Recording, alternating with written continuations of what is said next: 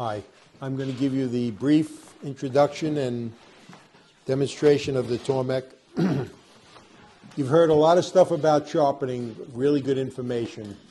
The beauty of the Tormek, there are several very, very specific points. And the Tormek is outstanding for its repeatability, the fact that it's water cooled, that you don't take the temper out, and it can sharpen almost anything that you can imagine. Axes, knives, plane irons. My wife's tongue. Your wife's tongue, yes. Chisels, joiner blades, anything, planer blades. It's amazing. And the very good thing about it now is that when a competing company puts out all of the add-ons, jigs, that Tormek gets an incredible amount of money for, and they have actual box of jigs that probably goes for the price of one of Tormek's jigs, and I bought them and they work fine. I mean, are they the same quality? No, but they're very usable. So if you're interested at all in the Tormek, don't buy all of their jigs. Get like a couple of the important ones, like the grinding jig, the planing jig, but you don't have to buy like the knife jig and all that stuff. So, as you see, my wheel is very clean, which is highly unusual. It's because I cleaned it last night. One of the most important things you need to learn when you get a Tormek is you have to keep this stone square to the work.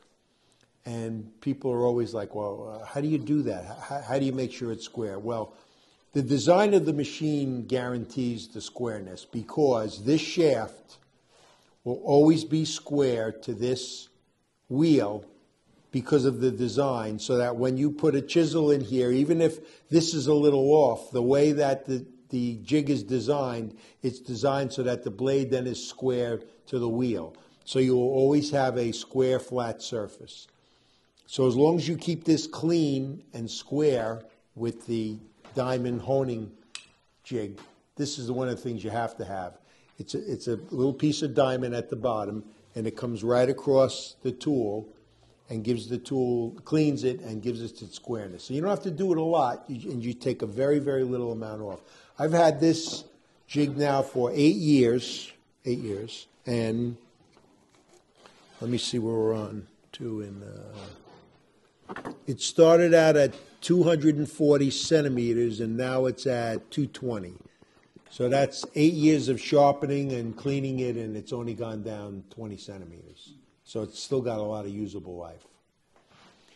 So what you want to do when you're approaching your work is you want to decide, what am I looking to do? Do I want to just have a regular straight across grind? Now, you know, a lot has been said for flat grind versus bevel grinding and such. There was a very, very interesting presentation done a couple of weeks ago. Does anybody know who Stumpy Nubs is? All right. Stumpy Nubs is really a very intelligent, well-versed individual who does a lot of research when he puts out information. He did a whole scientific study on bevel ground versus flat ground and what the geometry is and the strength and such. And he showed through a whole bunch of mathematical computations that the amount of the bevel really doesn't take that much away from the strength of the overall edge to the plane, because there's always been a lot of contention that when it's flat ground, it's, you know, there's more edge behind the, you know, the final edge, there's more tool, there's more steel behind the final edge. And he showed through his computations that that extra amount is minimal and really does nothing to really enhance the overall strength. So it's a very interesting presentation. You can see it on YouTube, Stumpy Nubs, and look for, you know, flat grind versus bevel grinding. So I always like to use this because it's incredibly fast. It actually makes sharpening almost fun, believe it or not. And I know I used to, you know, do the whole, started with Arkansas stones, and then I switched to water stones, and I use a lot of diamond stones now because they're very fast and efficient. You don't have to flatten them. And And I use ceramic stones, which I like as a finishing stone because it puts a really high mirror polish. And they don't wear either. You know, they're actually synthetic sapphires, my good friend Earl Rich pointed out to me a number of years ago, and it's a great, great finishing stone. It's not so good for initial sharpening because it doesn't take off a lot of steel quickly, but if you use this or you use diamond stones, that Tormek has now come out with a diamond wheel in several grits. So they have this initial water stone wheel. They have a silicone wheel that's harder, and now they have a diamond wheel. So it fits on that machine? Yes, fits right on the machine. It goes in the water bath? Yep, same thing. Oh, you don't have to use the water bath with the diamond, but some people do, just because it keeps it cleaner. Oh, it's like $300 plus. It's not cheap, but you know it's a lifetime wheel, and I've seen some. And then they also have a very high-end, higher grit water stone that I saw demonstrated, and it put a finish. You couldn't believe what it looked like. Yeah, it was unbelievable. I think it's higher than that. It put such a mirror polish on the chisel that you don't almost want to use it. It's so beautiful. So for my birthday, I'm going to ask for that for my kids. Yes, I will demonstrate that to you. So you know, you put water in the trowel here, and the T8, which this is, has the adjustable trowel. They made a big deal about that, but it is nice. And you turn on your machine, and lo and behold, you have a wet wheel. So no tempering issue. You can push as hard as you want on that. You can press on that for all afternoon. You'll never remove the temper from any of your tools. So that in and of itself is a great move. One speed, 90 RPMs. People have modified these, though. I saw on YouTube. One gentleman modified these to go faster, and he was able to sharpen his tools faster, and actually he got a finer finish, and it didn't seem to really compromise anything, and he didn't lose any temper from his tools. So I suspect that you could probably do that, and of course Peter James, and where's my other buddy here, Steve? Did he leave? Costain? No, right here. Oh, he could probably tell you how to do that. You know, we hit with the whole VFD process and speeding it up, and that would be amazing, because I would really like to run something faster sometime to see how it works. So this is the jig that basically holds the tool, whether it's a plane iron or a chisel. We'll use the chisel in this instance. And what you're going to do is you're going to put the bevel side down, and you're going to reference it against this part right here, as you can see, where my thumb is pointing. There's a little knot. And in that notch, you push it against it, and that notch guarantees that the iron is now square to the jig, so that you're going to get a straight across grind. So you keep a little pressure on that. Now you know it's square, and then you tighten both sides.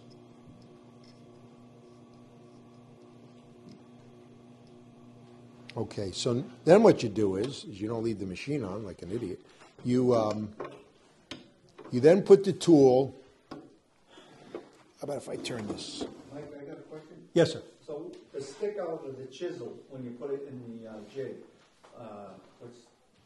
It's irrelevant, because what you're going to do is you're going to measure with this No, I don't gauge. mean that. I just mean the stick. Right. out. No, I'm saying you're going to measure this, which is going to give you the angle. So yes, if you make it stick out more or less, that changes.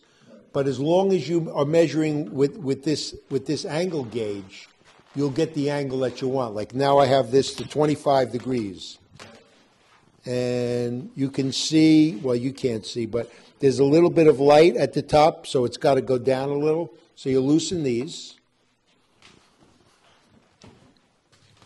And then you're going to turn this. And as that light disappears,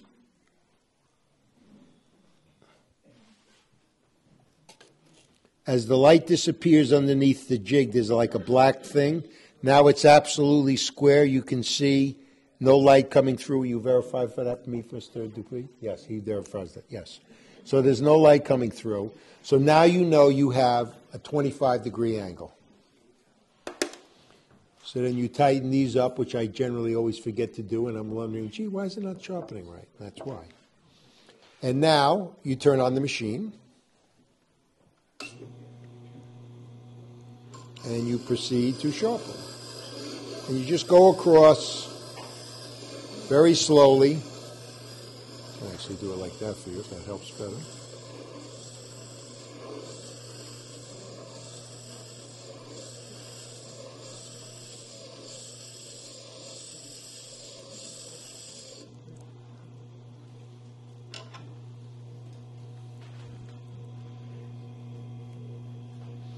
Now you can see already here that it's creating a new bevel.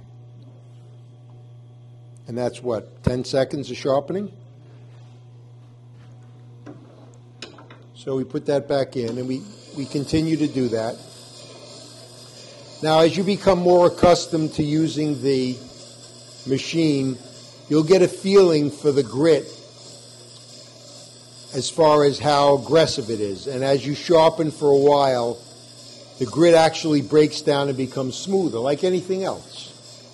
So when it starts to feel very, very, very smooth, the question that the other gentleman just asked, how do you change the grit? And I'll show you that right now.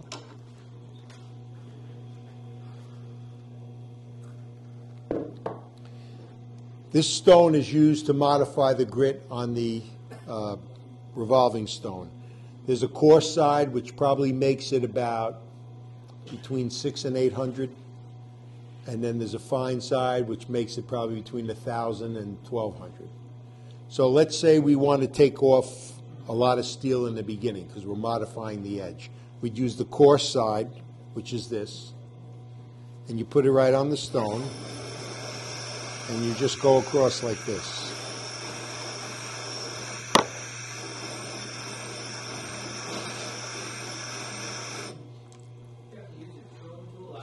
Pardon me?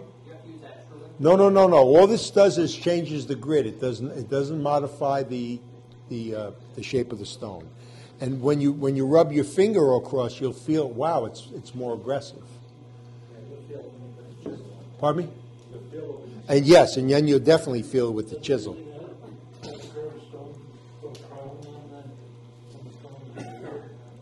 Does it put a crown on? If you were to tilt it, it would. But I just try to keep it fairly flat. But this stone is actually a bit harder than this, so it doesn't really modify it that much. But I guess if you were real aggressive, you could wind up crowning it. So now we would go back, and now you can almost hear it. You hear how it's more gritty? That's because it's sharpening more aggressively. Now the T8 is rated for continuous use. And when they say continuous use, they're not kidding. I've used this, like when I had a big project to sharpen some things for friends of mine. I was probably on this more than 8 hours in a day. Not a problem. Handled everything. Now the T4, which is the smaller version of this, is rated for, I think, 4 hours. Now, could you use it a little more than that? Probably. Now you can see here how the bevel is being reformed again. Hollow ground, yes, not flat ground. Sorry, John. The hollow ground isn't as bad on that stone because of the size. Yes, very good point. Because it's like a 10-inch stone, it doesn't have a severe, like if you put it on a 6-inch stone, yeah, then that's a problem. I have found that hollow ground is fine for normal bench work, paring and such. Where you don't want a hollow grind is for mortise chisels. I don't do them on here. I always do them on a regular stone. I do them flat because you really need that extra strength when you're pounding through, especially a hardwood like maple or mahogany or something like that.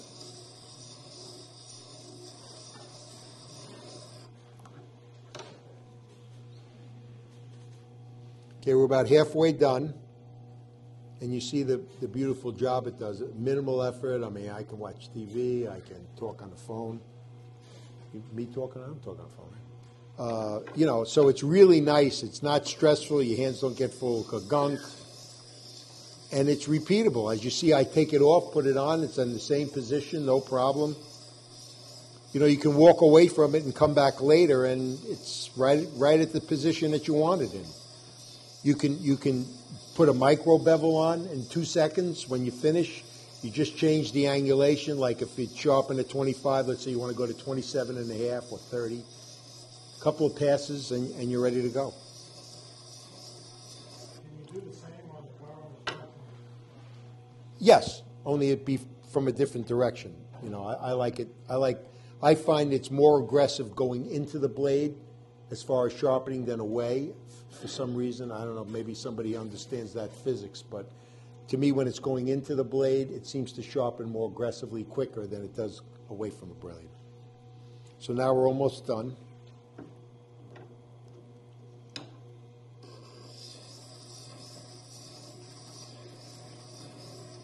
What I generally do is I try to hold the chisel firmly, and I put pressure on it with my thumb right in the middle, so the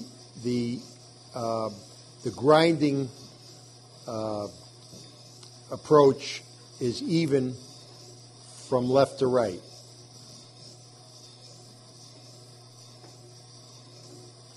Now I can feel already that this is smooth, much smoother than when I started. So what I'll do is I'll just hit it with the stone again. That was a good point you raised, Earl. Like if you were to go like this, you certainly could put a crown on it. But when you're kind of just going across and like this, not so much.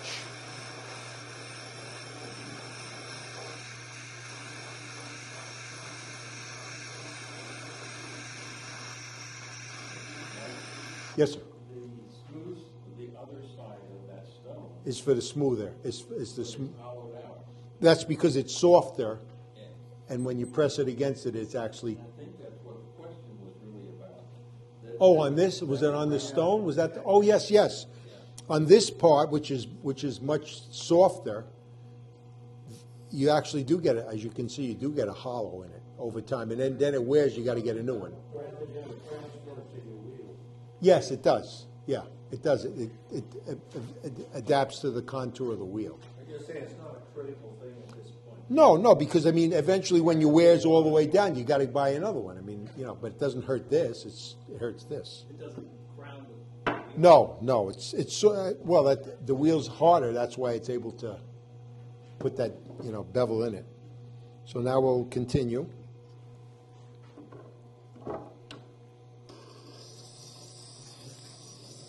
Also, on these bars, sometimes they can get a little sticky depending on what kind of water grit falls in them. I always lubricate them with some paraffin. That works great. I always keep a piece by me on the bench.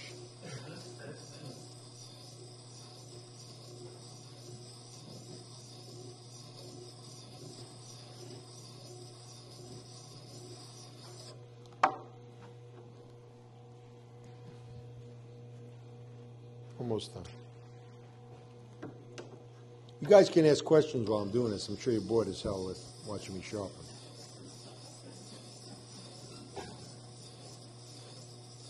So when you flatten the stone and change the grit, how much are you actually taking off? That's a good question. I just think it's like because it's a semi-friable material, you're kind of just flattening the friable part of it, probably microns.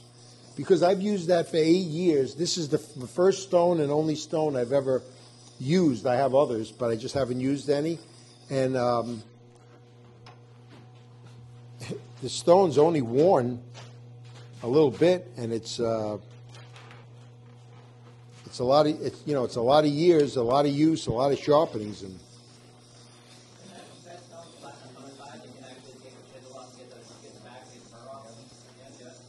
It's not recommended to do that. It's not how the stone is designed. This leather strop is to take the burr off. I'll do that for you in a second.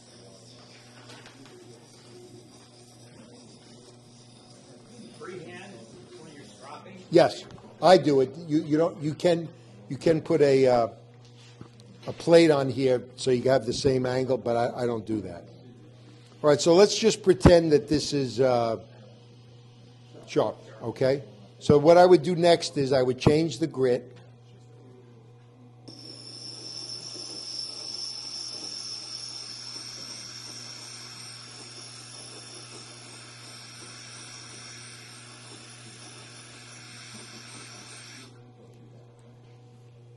And now it feels very smooth. And you do the same thing. You make a series of passes, not as many now because this is just kind of refining the edge.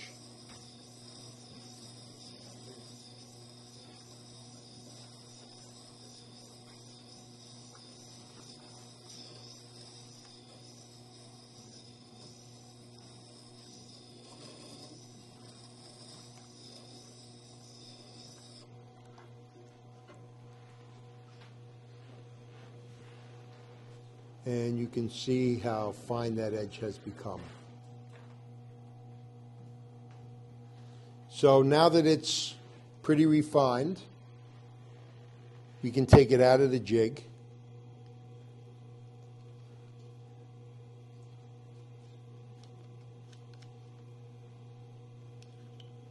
Now this has already been impregnated with some diamond paste.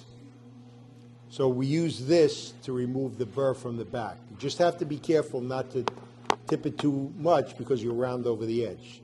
So then I just put this on here and I go across.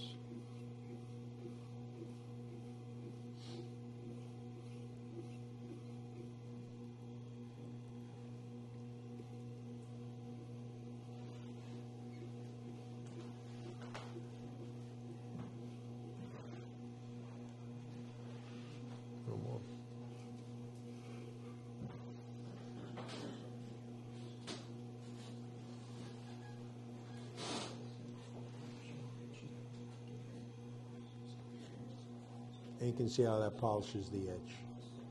And now basically you have like a really, really, really sharp chisel with a minimal amount of work. I like the machine a lot because I do a lot of refurbishing of antique tools. Like I picked up a dozen, where are they? Yeah. Picked up a dozen, oh here they are, Japanese blades and English blades at the auction. This guy was selling, he had a box of old rusted blades. I said, what do you want for the blades? He goes, oh, $1. And I looked at him, I said, how much for the box?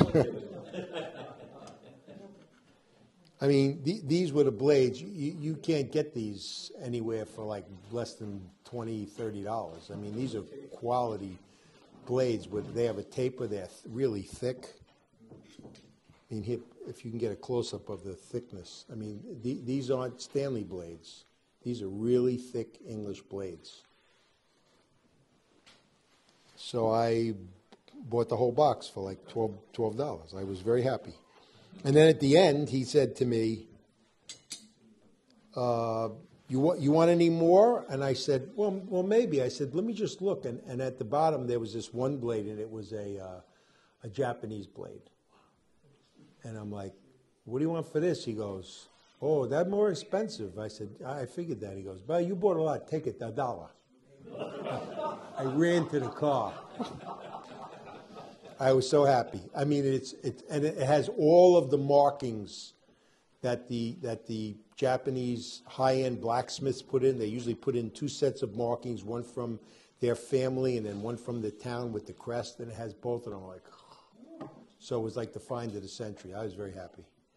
So, and this was just a plain blade for smaller block planes, but it's very expensive. It's not a cheap machine. It's $700 to $800. The attachments aren't cheap either, but it's a lifetime machine. It's a 7-year warranty. I don't know any other tool that gives you a 7-year warranty, and it makes sharpening easy and repeatable, which is kind of what we want. You know, you want it to be easy. If you guys want to come up and try it, you're welcome. If you want to call me, my number and email is on the website. If you want to come over to the shop and bring some stuff and try it out. I mean, you can sharpen everything, gouges, any plane irons, anything you want can be sharpened, scissors. It's really terrific, and I'd be happy to let you use the jigs and help yourself.